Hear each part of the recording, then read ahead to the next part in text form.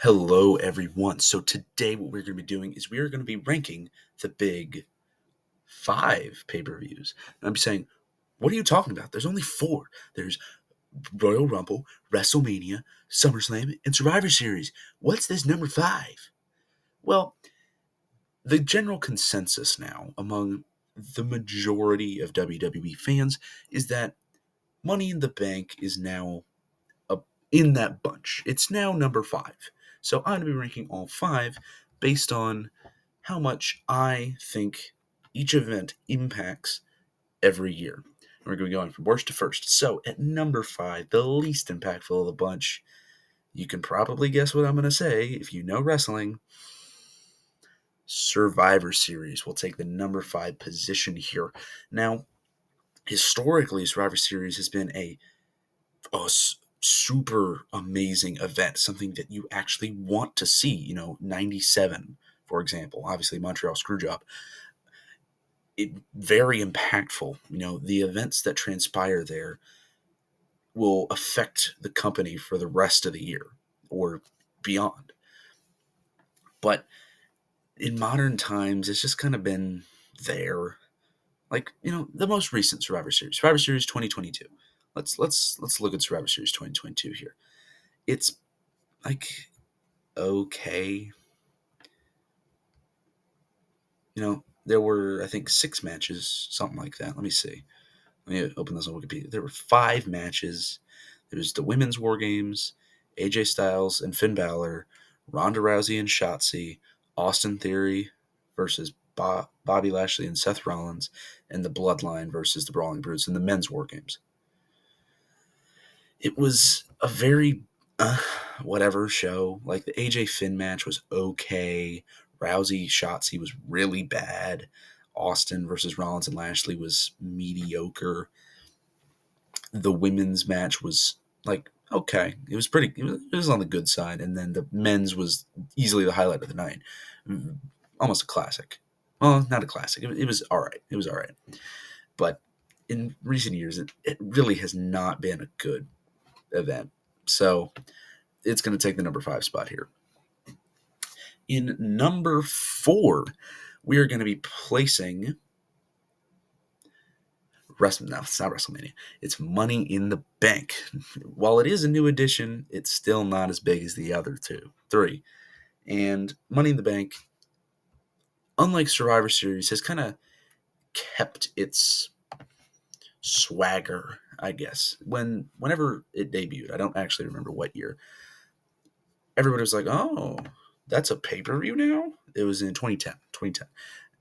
Like, oh, that's cool. I didn't expect that would be a pay-per-view, but cool.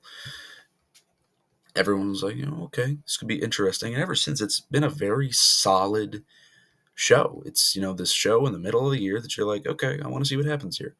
Is it going to be good? Is it going to be bad? It's 50-50. The most recent one, for example, men's Money in the Bank ladder match. Banger. Liv Morgan and Raquel becoming the new champs, tag team champions. Banger. Okay. Gunther defeating Matt Riddle. Cody Rhodes defeating Dom. Io Sky winning the women's match. Seth defeating Finn. And the Usos defeating the Bloodline. Yeah, that match was 32 minutes long. But Money in the Bank, ever since its debut, has been your reaction when you think, oh, right, Money in the Bank is next week. Like, picture this. You're sitting at home. You're, on Peacock. You see Money in the Bank. Oh, shoot, that's on today. This is what you would think. Oh, damn. Right. Other remote. Okay, Money in the Bank. Okay. Man, completely forgot about this. Like, it's something that you're urgently going to remember. Survivor Series, you're definitely not going to do that. You're going to be like, oh, right, Survivor Series is on. There's the remote. Like, whatever. But Money in the Bank, anything can happen. There can be a same-day cash-in. There can be so much going on, and you wouldn't even know it. But the point is, Money in the Bank has kept its swagger. really ever since 2010. All right, moving on to third place, we've got SummerSlam. I'm going to put SummerSlam here.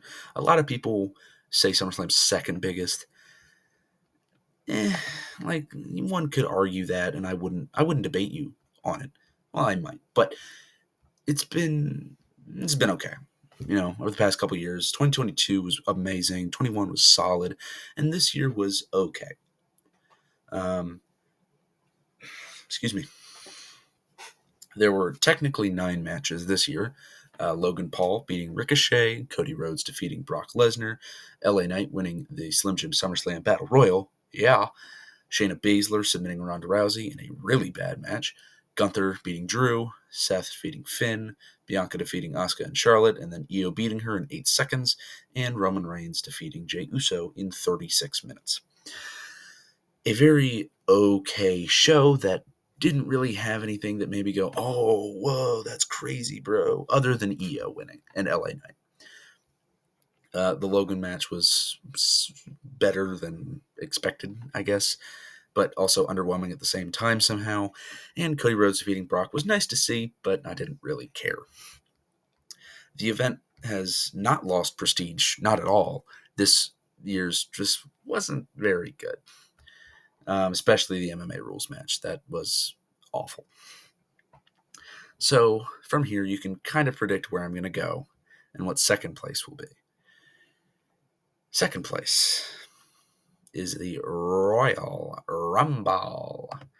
Now, the Royal Rumble is much more consequential than SummerSlam because SummerSlam is just kind of, hey guys, we're going to be making this major event and there's going to be some pretty big matches on it. There's nothing really specific we're building it around or anything, but, it's a super card. But the Rumble, you're like, okay, so this dude is going to be or chick now. These two are going to become the next contenders for the titles at WrestleMania. So, except for that one exception. But we forget that. For example, this year, it's almost already been a year. There were only 5 matches yet again. Obviously, the Rumbles clocking both of them over an hour long. Yet Roman's match was still 20 minutes. Bianca Belair defeated Alexa Bliss, which I completely forgot happened. Bray Wyatt defeated LA Knight in his last ever match. And Roman beat Kevin, as I mentioned. The event, the Rumbles specifically, they've never been bad, so to speak. A lot of people say the 1995 Royal Rumble was really bad. And I went back and watched it. And I get it, but it was okay. There were a lot of people in there who were not going to win, but they made it somewhat entertaining, so I was fine with it. But the pay-per-view in and of itself has not lost any prestige ever since, especially with Sami Zayn hitting Roman at the end of this year's Rumble, which was a massive pop. So that's going to take the number 2 spot. So who wants to take a wild guess at what number 1 is going to be? If you guessed Elimination Chamber, you would be wrong. It's obviously WrestleMania. So it's WrestleMania. It's the biggest wrestling show every year. AEW, New Japan aside. And honestly, even bigger than both of those. So obviously the most recent being WrestleMania 39. However,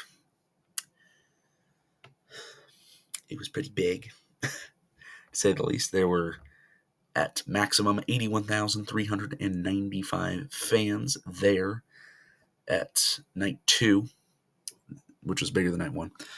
And obviously, the greatest show of the year.